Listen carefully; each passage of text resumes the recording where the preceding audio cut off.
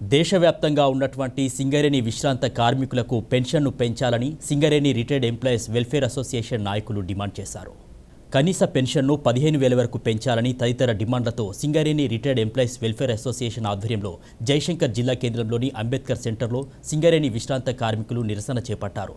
1998 కోల్మెన్స్ pension పథకం కింద చాలా మందికి నెలకు 2,000 కంటే తక్కువ పెన్షన్ వస్తుండటంతో ఆర్థిక ఇబ్బందులు పడుతున్నామంటూ ఆవేదన వ్యక్తం చేశారు. కాగా ద్రవ్యోల్బణానికి అనుగుణంగా పెన్షన్ను పెంచాలని వారు డిమాండ్ చేశారు. 1998లో భారతదేశంలో ఉన్నటువంటి బొగ్గుగని కార్మికులకు పెన్షన్ ఇచ్చుటకు అంగీకారం కుదిరి అప్పటి నుండి పెన్షన్ ఇవ్వడం జరుగుతూ ఉంది.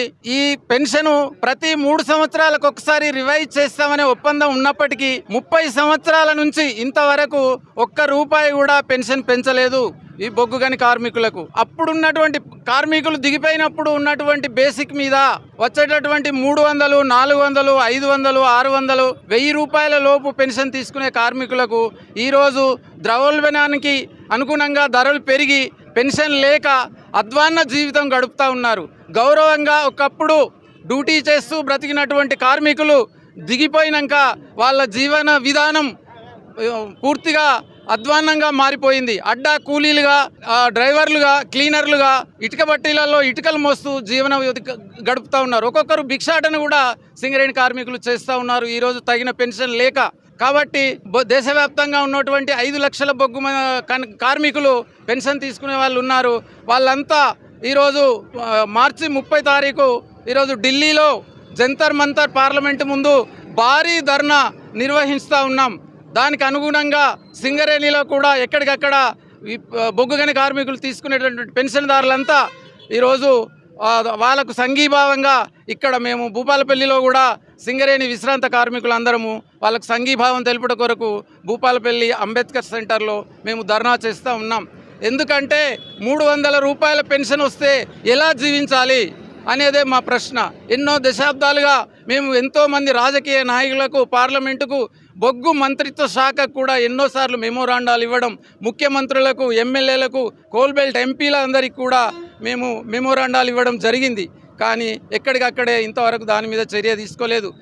ఇప్పటికైనా మా యొక్క స్థితిగతులను చూసి మాకు న్యాయమైన పెన్షన్, మినిమం పెన్షన్ 15,000 ఉండాలని కోరుతా ఉన్నాం. ఎందుకంటే 15,000 లేకపోతే భార్యాభర్తలు వాళ్లకు మెడికల్, తర్వాత వాళ్ళ తిండి, వాళ్ళ అవన్నీ కూడా సరిపోవు. కాబట్టి మినిమం పెన్షన్ 15,000 ఉండాలని మేము డిమాండ్ చేస్తూ ఉన్నాం.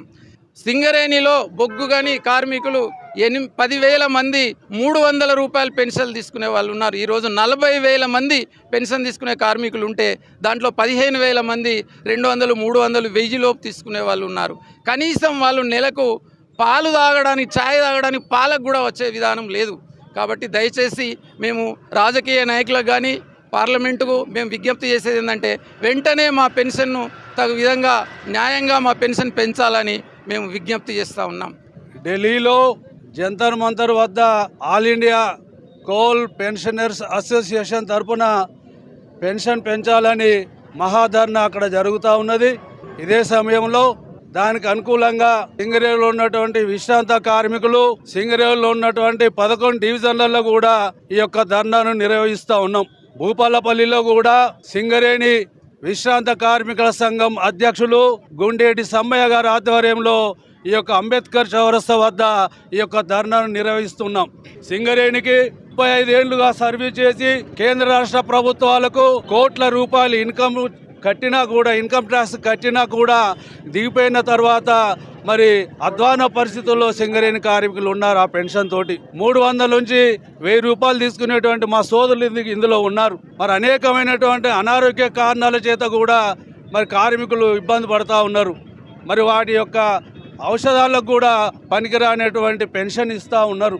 మినిమం 15,000 పెన్షన్ ఇవ్వాలని డిమాండ్ చేస్తూ ఉన్నాం. అదేవిధంగా సింగరేణిలో TPRMS అంటే హెల్త్ కార్డు ఇవ్వడం జరిగింది. అది ఇంకా చాలామందికి రాలేదు. అది 8 లక్షలే అని చెప్పడం జరిగింది. కానీ 25 లక్షలు ఇవ్వాలని మేము డిమాండ్ చేస్తూ ఉన్నాం. దీన్ని మీరు మానవీయత కోణంతో ఆలోచన చేసి మాకు మినిమం 15,000 పెన్షన్ ఇవ్వాలి. CPRMS కార్డు 25 లక్షలు పెంచాలి. అదేవిధంగా సింగరేణిలో కార్మికుడు విశ్రాంత కార్మికుడు పోతే ఎలాంటి కండిషన్స్ లేకుండా వారికి ఉచిత వైద్యం అందించాలని డిమాండ్ చేస్తూ ఈ అవకాశం ఇచ్చిన అందరికీ పేరు పేరున ధన్యవాదాలు తెలియదు. నా పేరు దుర్గం సరళ. మా ఆయన 2008లో చనిపోయారు. అప్పటి నుంచి నాకు 600 పెన్షన్ వస్తుంది. నేను కూలి పని చేసుకొని బతుకుతున్నాను. నాకు ఒక్కతే పాప. చాలామంది పెన్షన్ ధరలు 200, 300 వచ్చే వాళ్ళు చాలామంది ఉన్నారు నాలాంటి వాళ్ళు. వాళ్ళకు కూడా పెన్షన్లు పెంచాలని నేను ఒకటే మనవి చేస్తున్నాను ప్రభుత్వానికి.